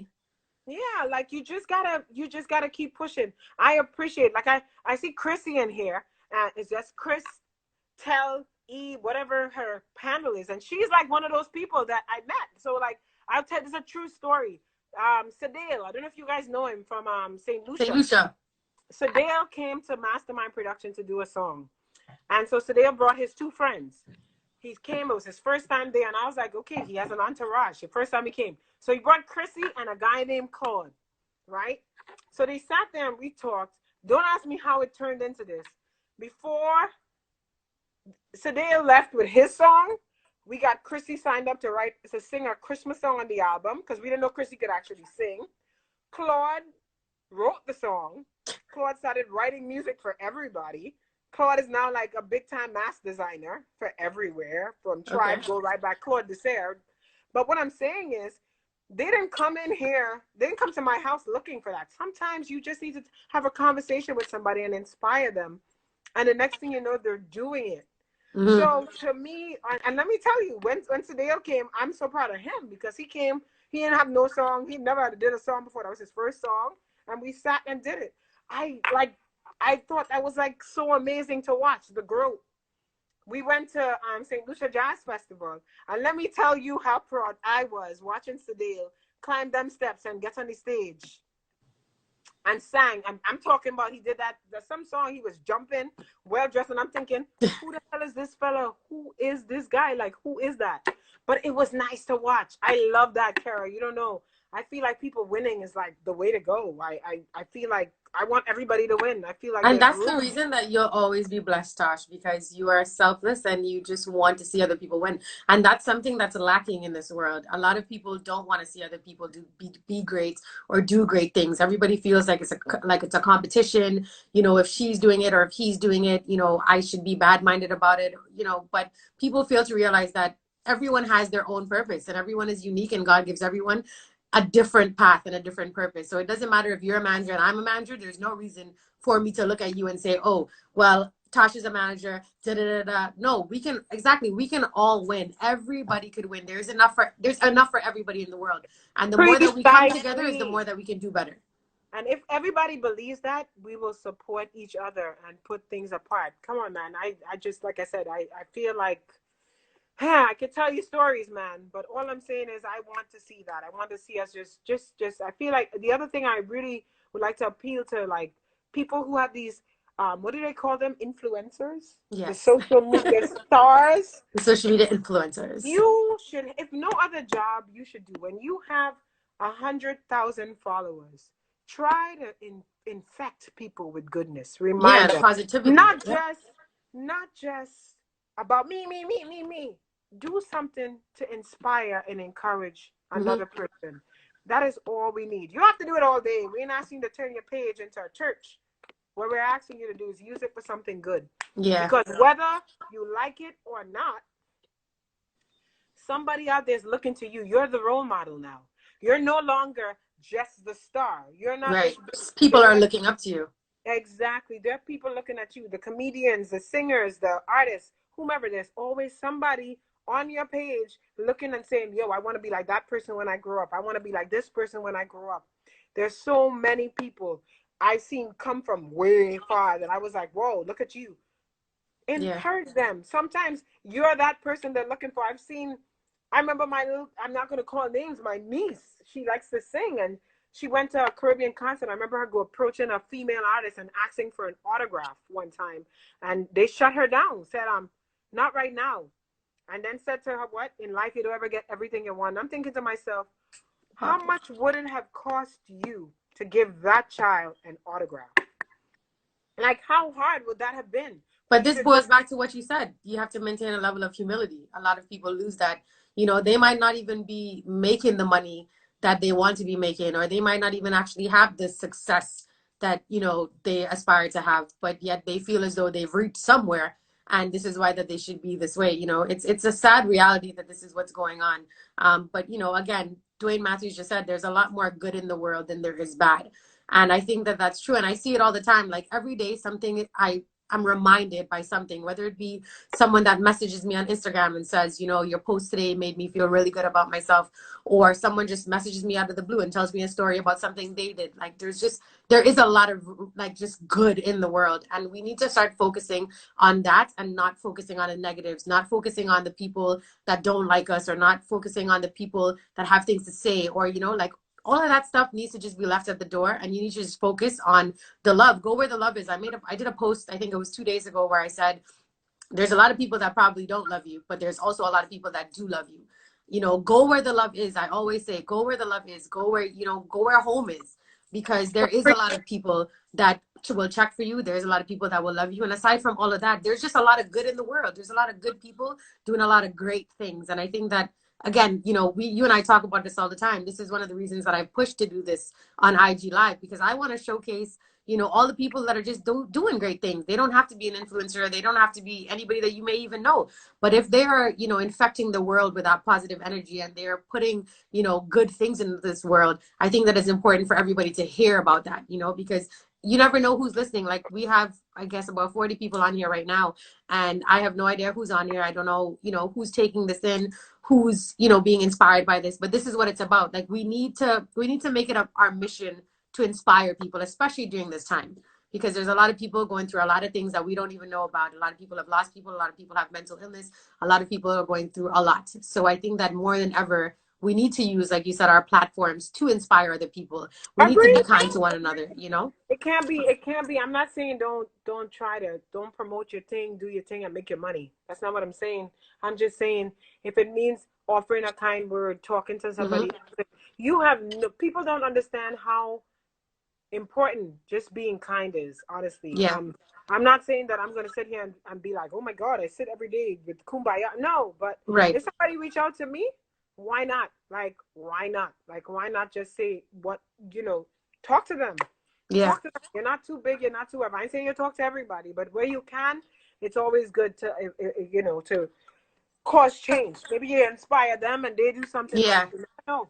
I don't know if Sham is still in here from Rhythm Stream, but he was on last week, and he was saying, you know, the same thing. He ended by saying that if there's someone that, you know, you love, that you guys may have a disagreement or you guys aren't talking, you know, like, call that person and let them know. You know, if you had a squabble with somebody, like, just put it to the side, you know, because life is too short, and at any given moment, something can happen.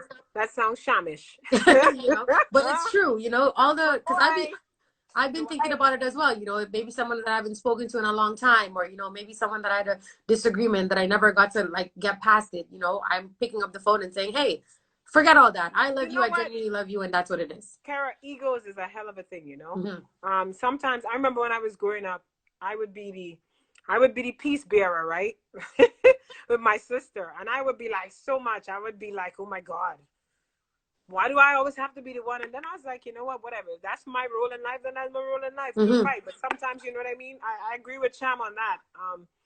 Sometimes you need to just forget. Put aside the ego. Put aside your pride. Even if you're wrong. Like, even if you're flipping wrong. Even if you're flipping wrong. Just own it. Eat it and right. just keep it. Even if you're right. Even if you're the one, you feel like you're in the right. You feel justified. Sometimes it's not even worth it. Yeah. You sit down and you don't even remember why it was vexed to begin with. Exactly. You know half the times you don't even remember what the argument was about. I remember being, you know, me and one of my good friends, not going to call her name, she in the chat. We had a big old falling out, right? And I remember we hadn't talked. And I remember seeing something in her neighborhood where somebody had gotten shot. It was right in her neighborhood. And at that point, I didn't even care. I didn't even care what we were going through. Oh, that she wasn't talking to me. I was going to send a message just by someone else. And I was like, F this. I sent her a message. I didn't even know she was going to respond. Shucks. I didn't even know she did block me. But I sent her a message and I said, you know what, girl? I'm just checking to make sure y'all good. Because to be honest, Wasi. Hi, Wasi. Hi, Naki. Yeah. To be honest, it didn't matter. It really didn't matter. I was thinking, I vexed with this girl and I miss my friend. I miss the conversations. I miss this. I didn't even have that with her. You know what I mean? Yeah. But I was real happy that it just didn't matter anymore. None of it mattered. We were mad. I wasn't even not thinking about it. I had to sit down and had a conversation with my freaking self. I had to say to myself, well, I'm not really mad at her. She wasn't mad at her. Screw that. I gonna message you. If she don't talk to me, well, she don't talk to me. Yeah, Naki is a fool. I know. But what I'm saying is, like, my point is, it just wasn't worth it. It just wasn't like, and I learned so much from my friend So sometimes you just gotta put aside them things. Now I just prattle like a damn parrot. If I vex, I'm telling you I vex. I don't really Yeah, care. You trust me, vex, I know. I'm gonna call you up and be like, hear this, right? You see where you do that or didn't like that, you know. And then 2 minutes after you say, but I still love you. So, yeah, all Okay, right. I yeah, just wanted to let because you know. at the end of the day, that's really what it is. Yeah. You hold it on, and then let me tell you something. The time it take for you to stay mad, right? And hold it in. You more vexed with yourself than Hmm. anybody else, like Yeah. anybody else. And then Sean it is becomes here. a health issue as well. Like you're affecting your health, which is Listen, I bigger. coming from somebody who was sick. Let me tell you, don't do Yeah. that. Like, don't do it to Which I yourself. actually want to kind of touch on as well. You know, it's for me it's just a hard topic, but a lot of people, I guess, may or may not know that you are a cancer survivor. Now, I'm not gonna lie to tell you that I'm very scared of cancer. Like just in general, the concept of the whole thing, and it's a real moment for me here. And I don't even know, like, when they told you that you were diagnosed, like I don't even know how to wrap my head around that, like what I would do, how I would react, in that situation. So the first thing that I want to say is that you are a warrior. Like you yourself, aside from this industry stuff and like all the great advice that you've given, our friendship, like you are an inspiration to many. And I am just so proud of you. And I just want you to know that you are a warrior. And I feel like your story, like I want to touch on it because I feel like your story would inspire a lot of other people, especially those people that don't even know about this, because this is a very big thing, right? So I guess the first thing is, going when you found out, you had the loss of hair situation. And I think that a lot of women associate beauty to their hair, right? So how did that, like, I guess you can just touch on how you felt when you found out, and then how did that affect you, mentally and emotionally, having lost your hair? Like, how did you deal with that? Okay. So before I start there, I want to just comment on the person who said they were a breast cancer survivor, the thing, but congratulations to you. That's a big deal. And anybody that has had cancer, survived, or didn't make it, I say, prayers. It's a hard thing to go through. So you asked me about the hair. I'll tell you the truth. When I found out, so it's a real interesting story. And I'm going to tell the story this way, not because I want to talk, but because I want people to pay attention to their bodies. That's like the most important thing you're gonna learn from here. So my father, when I was younger, I couldn't take a. I used to be the child that would fall down all the time. I couldn't ride a bike. I'd bump into things. I thought I could fly once, try to jump over the fridge. I mean, yeah, I had moments, but I would bruise quick. And my father used to tell me, "You need to marry rich because you can't go out there and do hard work." And it was a joke, right? Yeah. So I don't like pain at all. Like, don't like it. Like, don't like pain. I would rather not do something than be in pain. So I was getting a stomach ache, honestly. My stomach was hurting. I was getting pain and pain. And I had, like, and I'm not going to go into all the symptoms, but it wasn't anything. And in true Trinidadian style, I was my mother. I drank some hot tea because it was gas. Yeah. And for months, and this was in March of whatever year that was, maybe 11 years ago, right? 11 years ago. I had hot tea.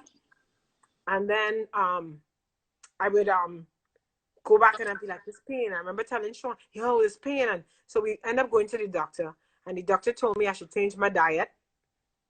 So I changed my diet. I started eating more fruits and this and that and did it. But again, the pain didn't go away. So now we're April, a month later, still in the same pain. I go back to the doctor. She sets up an appointment. And she gives me, and again, in my head, I've never been sick in my life. I've never been in a Right. hospital. I've never had any problems. So for me, I was like, yeah, okay, I'm good. So I go back to the doctor and I'm calling names because I want people to know which hospital they shouldn't go to. Yeah. I went to Long Island University Hospital in New York. That was the first place I went.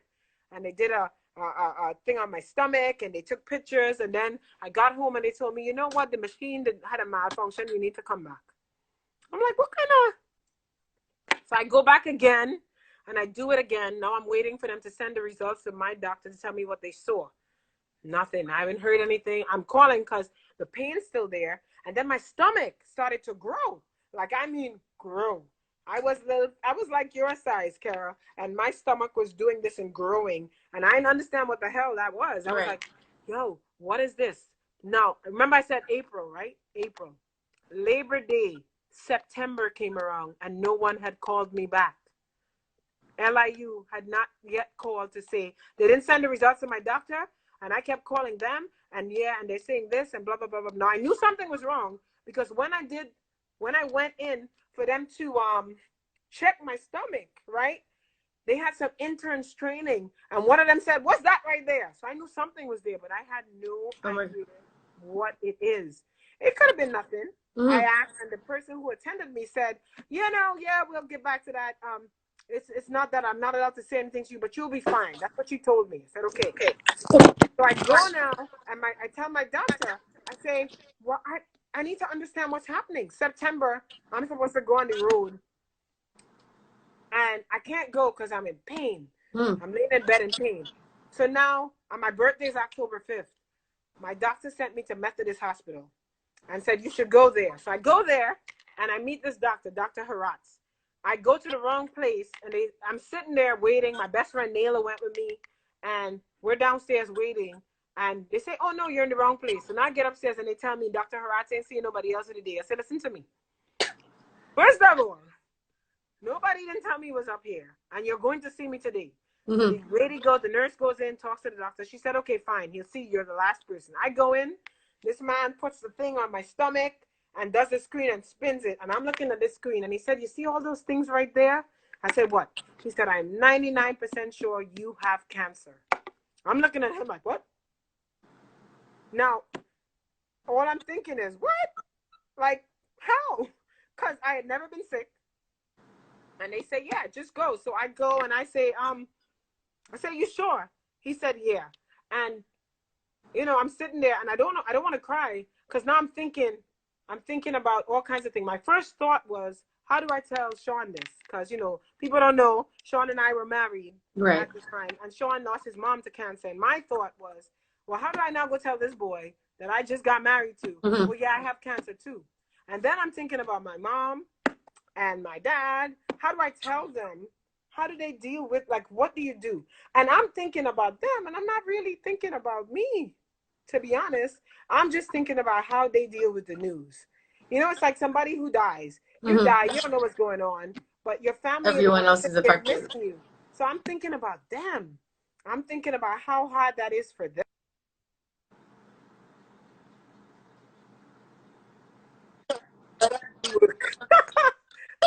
But yeah, so I'm thinking about them, and I'm not thinking about me. And so I go home, I'm in the car, and I say, you know what, I'm gonna get a good cry in the car, and then I'm gonna go inside and be brave. So I go inside, and I'm crying, and I'm like, and I tell everybody's like, my sister Gigi turned into Dr. Gigi, started to diagnose. My other sister starts to pray. My mom is like, oh my God. And everybody had their opinions, and I'm thinking, before I left the hospital, though, what I remember the most was Dr. Haratz calling my doctor, Dr. Schwartzberg, and telling her. And Dr. Schwartzberg, at the time, she was a partner of my boss at my day job. And so she said to me, he told her, and she said, pass the phone to Natasha. And she said, you know what? You'll be okay. So she gets back on the phone with Dr. Haratz, and she says to him, Natasha is not just my client, she's family. Let me tell you something. When you got people in your corner, maybe because I pray, or maybe because I try to be as good as I can be, right? Dr. Haratz said, Natasha, don't leave. This was on October 3rd. I repeat, October 3rd, I found out I had cancer. He went into his office, then called me. He called Dr. Burke. One was some big surgeon, somebody at Columbia. And he said, yeah, this is a family member of another doctor. Will you see her? Dr. Burke said, oh, we have a cancellation. She can come on Monday. On Monday, I had an appointment to see somebody. I know people that had to wait a long time just to be able to see an oncologist or somebody to say, you know what I mean? That to get you the help. So I go home, and I'm like, it's my birthday, I'm going to enjoy it. So the 4th, I cried like a baby. And then on the 5th, I got up, I got my favorite food, and we celebrated. And then on the 6th, I went to see Dr. Burke. Dr. Burke said, well, Dr. Herat says you're a family member. So how do you feel about the 11th? I'm like, the 11th? What do you mean the 11th? My I'm not. birthday. That's the first thing he said. He said, how do you feel about kids? And I said, kids? He said, yeah. So what I'm about to tell you is you have ovarian cancer, stage 2. You have 2 cysts the size of golf balls sitting on top of your ovaries, and the cancer's on top of your ovaries. You're stage 2. We can save you, but we can't promise that we can save your ovaries or any of that. And I was like, my sister's like, well, can't you? And I said, listen, Sean was there with me, and we said, you know what? We can, if we needed children, we were going to adopt. That was the end of that. But we decided. And then he said, well, how do you feel about the 11th? And I'm like, the 11th? And I was like in a couple days? He's like, yeah, I have a cancellation. I can squeeze you in. We'll go and take it out, and then that'll be it. And I was like, okay. I go tell my job. They're like, do what you got to do. I went in, and let me tell you, that was like the scariest thing ever. I'm not going to lie. I've never done surgery on anything. I was scared out of my mind, but I did it. And, I was scared. My sister prayed with me. They were like, Tasha, my dad, everybody was there. And, the thing that got me through it, I was thinking, I had like young nephews, like my nephews, Tyler, Craig, and my niece, Karis. They were really young. All I kept thinking was, I want to see them get older. I don't want to die. Maybe everybody else in the hospital thought it was not a big deal. But in my head, I was like, I don't want to die. I want to see these people prosper. I want to see them, you know what I mean? So I went in with that thought process, and I came out, and oh my God, the pain. And I was in the hospital for 5 days. I got to shout out Misty Tongs, one of the best writers in the business. She used to be on the phone with me every day. I didn't even know this girl. I didn't meet her. I never saw her in life. She'd call me on Skype, and we would talk. She was in Trini, and we would just talk, and she would talk to me, and we'd talk about all kinds of things, because I'm telling you right now, that must have been like the hardest thing ever. Just sitting there not knowing, because now I'm thinking, well, what about chemo? What's my next move? You know what I mean? You took it out. So the doctors come, they tell me, you go ahead. At this point, we think we caught it early, no chemo. Your girl went, did her hair, and I didn't just do my hair. I flew to Trinidad. My friend Summer, rest in peace. I went to her. She did my hair. I was feeling like a new woman. I did it. I was like, you know what I mean? And come back to New York for my follow-up in the month. And these people tell me, well, we're the doctors. We have what we want to do, but the pathology board sometimes decides against what we do. And I said, well, what does that mean? They said, well, we want to make sure your cancer never comes back. So we've decided that you should do chemo, not just chemo, vigorous chemo for 6 months. Right. And then they send you to this wellness center where they show you different wigs that you can wear. And I was thinking to myself, I'm not wearing no damn wig. I cannot wear a wig. But my hair was another, like I told you, this was part of the rebellion with my dad, right?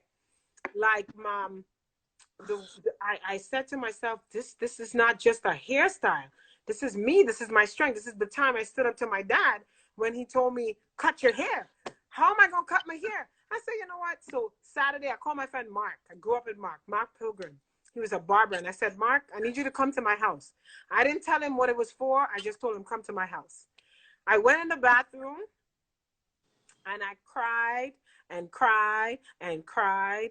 I cried for a good 2 hours. I ain't even gonna lie. And then I took the scissors and I cut the dreads. And I cut the big pieces because I wanted to cut it long. Because my mother told me I always have people who just put them back in. I was like, for real? Okay. So I cut the hair as low as I could. And what's funny was I started to ball, like, because dreads are heavy. So my hair was like balding. And I'm asking my sisters, do you see a bald spot? Sean, and nobody wants to tell me that my hair is balding, but I can feel it. I'm like, it's there. Like, what the hell is wrong with y'all? So anyway, Mark comes over and Mark starts to cry. He's like, Tasha, I can't do that. I said, you can, because my hair needs to cut. I ain't walking around with no pieces of hair here and there hanging out. So he sat down in my house, in my living room, and he shaved my head. So I was bald. And then I decided I was just going to embrace it. I was mad for a while. And then I was like, fuck, screw this. So what if I'm bald? I'm still Tosh. It doesn't change anything. I remember going to parties and people saying you're in the wrong bathroom because I look like a man. Because they tell you about chemo making your hair, but they don't tell you you lose all the hair on your body. All. Oh, Not wow. some, all. Yeah. They also, the other thing they don't tell you was like, they tell you about your resistance. 48 hours after chemo, you have no resistance. If somebody sneezes, you get it. They don't also tell you about chemo brain. When people tell you you have chemo brain, your memory, and it's something that's bad. Some people, it develops into Alzheimer's because it wipes your memory. So if you see somebody you don't interact with too often, that's it for your memory. It's gone. It doesn't always come back either. You remember some things, but you don't remember everything. They also didn't mention menopause, so that's a whole other story. I guess I wasn't thinking that it would Yeah. be an instant menopause, but it was like 3 times worse what women would go through regular menopause. So there was all these things, but when you're trying to they're saving your life. All these little things, okay, I can deal with it. So Yeah. I learned to deal with it. I learned to deal with it. I dealt. I had friends that would call and check on me. I remember Naki, Val, Nalo. I remember when I was finally done, I was still bored. They took me to a club. Chrissy was there. Lero, Sean. We all went. And let me tell you, I was real self-conscious with my bald head. And I remember sitting in the corner thinking, oh my God, everybody thinks I'm so ugly. I have no hair. I look like a man. And I remember Lero coming over and saying, tonight you're looking like a model, Tasha. That made my whole flipping night. Oh, I gotta love him. Because to be honest, like when you're going through that, nobody knows. People think you should just be happy you're alive, but they don't understand all the other stuff that Yeah. goes, the pills, the drugs, the weight gain, because they give you steroids to combat the chemo. Chemo is poison. Like people don't understand what they're giving you is poison. When you sit for a whole day with a needle in your arm, just with this thing going through your veins. And let me tell you, my first chemo treatment was terrible. My whole family cried because the nurse who administered it gave me the steroid, and she waited too long to give me the chemo. So my body had gotten used to it, and then she gave me the chemo. So while I'm doing it, the first few drops, and everybody's looking at me, and I'm sitting there, and the next thing I know, I see my sister crying, Sean's crying, Naila's crying. They're all crying. I don't know why they're crying. And then my tongue starts to get heavy. Somebody's screaming, get the doctor, get the doctor. I don't know what the hell is going on. I do not know. I'm still here like, what's happening? I couldn't see myself, but they told my face, and you have a big face. It was double the size. I had a bad reaction to it. They had to come and pump me with steroids and then start again. So I spent the whole day with this tube in my arm. Just getting chemo. And let me tell you, that was like scary. And this was like the day after Thanksgiving that year, because I started chemo a month after the surgery in October. So right after Thanksgiving, I went. And when that was almost done, I then, the next day I said to Nalo, after chemo, she said, so you're going to rest up? I said, rest. I said, Christmas is in a month. If I have no resistance in 48 hours, we're going shopping, baby. Pick me up. So we stopped at the juice bar. we got all the juices. Any herb they tell me to drink, I was drinking. I had glasses of juice in the car, and me and Nayla, we did Christmas shopping, curtain shopping, and then on the day that my resistance was supposed to be totally gone, I went to the Brooklyn Terminal Market and I bought a Christmas tree because I had to have it. I didn't even care. I got the biggest Christmas tree that year. The old man there, he also had cancer, and he gave it to me. He said, this is good. You're going to need this. I remember sitting on Santa's lap in the Christmas tree lap for the first time and saying, screw this, one life to live. We're going to take pictures on Santa. So I sat on Santa. I was a big baby. I did everything I could do that I thought I couldn't do while I had it. And then is when everything laid in. Like, they didn't lie. The 48 hours, it eats away at the cells on your bone marrow. You can't walk. You're in pain. You're drinking. And then I had an allergic reaction to it, so it damaged all my nerve endings. To this day, if I get nervous, my skin is on fire everywhere. My hands, I've learned to control it now because I'm used to it. But let me tell you, try driving and you feel like your hands itching. I would have to soak in calamine lotion and all kinds of things, just trying to, you know what I mean? Get it going. That's To get through it. It was crazy. really, really hard. Then where I work in publishing, and this lady, Debbie, she lives in Florida. So she calls me one day and says, I haven't gotten any work from you lately. What's going on? And I tell her, this woman didn't know me from a hole in the wall. She said, well, who's with you during the day? I said, well, no one. And she got on a plane. She didn't never met me in her whole life. And she flew to New York and sat with me, and she stayed with me for a whole week. She went to chemo treatments, made sure I had food, because everybody was working. Everybody was working. So Yeah. they would come. But after work, she sat with me. This woman had no idea. She knew nothing about me, but that I was in trouble. And she came. And See, it there's was good like, souls everywhere. There's just exactly what I'm saying is, and I was, I remember somebody giving me a book, Chemo for Dummies, Sheck. And I said to him, Sheck, I was thinking to myself, I don't want to read this. This is depressing. I never read it. I'm not going to lie. I read one page. And the one thing it said was, do not hide it. You would be surprised to know how many people will be giving and helping and help you and support you if they knew. yeah. You could basically inspire someone else. Don't hide. Don't make it. Don't walk around and Like tell for the people straight. you're running a bald head because you want. And to be honest, that changed my life forever. I never read the book. I'm not even gonna lie, but that changed my life. It didn't affect me just because I was going through chemo. It affected me because in my life, I was raised, and I know that. I don't know if it's a West Indian thing, but it's definitely a Trini thing. We hide everything. People have COVID, they don't want to admit they had COVID. People sick, they don't. It's a privacy thing, Mm-hmm. and I feel like, why are you hiding? Why? Because you're ashamed. Sometimes you just need to let it go. You never know who else is Who going through else that is? same Yeah. struggle. You can inspire them, show them that strength.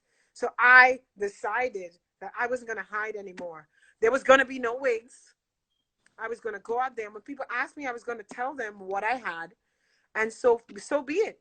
I Mm-hmm. would go, and I didn't care. Point is, I was a woman with cancer. So what? So Yeah. what? So I did 6 long months of chemotherapy. This live is gonna cut off in like 2 minutes, so I guess we can wrap it up. What I don't know. I guess Kerra, you maybe about to like cry? What's going on? I'm trying to like I try to keep it in, but I guess what do you want to leave? What do you want to leave with the people? On a high note, what do you want to Be leave them with? be kind. Be kind. It doesn't matter. It could be that annoying little child. It could be that person. Just be kind to people. Treat people with the same respect you expect for yourselves. If you apply that formula in your everyday life, you will always win. Always win. It doesn't matter. You might even see that you're winning because you set your standards up here. Try to treat people the same way you would like to be treated, honestly. Respect each other. That's all I'm going to tell them, honestly. I don't have anything else. Well, I mean, I'm just reading some of the comments. Someone just said that this is their first time hearing a survival story. This is my first time actually hearing one as well, which is probably why I feel a little emotional right Don't now. cry. But no, Tosh, you're blessed. You're blessed beyond words, beyond words. You're a child of God, and there's no doubt about that.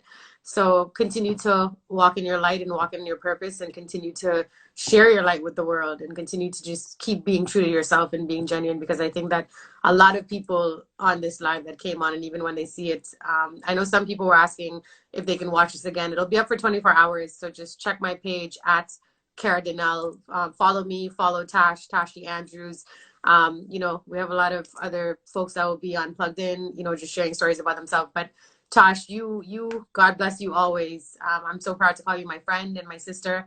And just continue to walk in your light. People needed to hear this. I think that a lot of people needed to hear this, because it's way bigger than just this story. Like it shows that, if you have faith and you just believe in yourself and you stay true to yourself and you stay genuine and you stay with love in your heart and you live with a clean heart, you will always prosper. So thank you so much. Thanks for having me, Kerra. This is my first real Instagram Yes. I mean, interview. I tried to be happy, but you made me a little sad yourself. But I'm happy that you're here with me today, and I'm happy that you're here to be able to do this. More importantly, so somebody said best 2 hours of their life. Best 2 hours, ladies. You guys are very, very welcome. I'm so honored that Tosh actually came on here to support me and to share her story as well. So thank you everybody for listening. You guys stay home. I always say stay home, stay blessed. We have 1 minute and 58 seconds to go. So Well, no, I but just got thank the you, time. everybody, and everybody who tuned in and made me feel special here. Thank you. Again, anybody that I could help, give advice, hit me up. There's no, I talk to just about everybody. Anything I can do to help, hey, no problem. Link me. Yes. She's not always available, but she will respond for sure. That's but yes, again, thank you, thank you, thank you. Oh, Levies, you're the real MVP, Tashi. Yes, she is. And I'm really glad that people, this was, again, I always say this, this is the purpose of Plugged In. I want people to see the real people. You know, I want them to see not the Natasha Andrews that's on the stage with Lero, but the person that I adore, that I call randomly and say, oh my God, Tash, this is what happened. And you're like, yo, tell me, like, what, you know, like, I want people to see this. I want people to see Sham, who they think is this, you know, soul that you can't even talk to, who's a nice who's actually a really nice person, you know?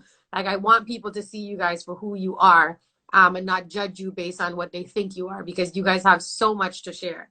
You guys have so much inspiration. All of your stories are just so beautiful. And I'm grateful to call each and every one of you guys. Every person that I've interviewed is a personal friend of mine. And again, I appreciate you supporting me and supporting this and supporting CWPL and just always being there for me and giving me best advice and keeping me in check when I need to be in check. So I love everyone on the live. Thank you again for tuning in. Tashi, thanks. I see all the comments coming. Again, if you want to Thank watch you, it, it'll be on my everybody. page. Thank you, thank you, Follow. thank you. And thank you, Kerra, for this opportunity. Y'all Yeah. have a wonderful night. Stay safe, stay blessed. Yep. Thanks. Stay blessed. Ma, Tash, I'll call you in a bit.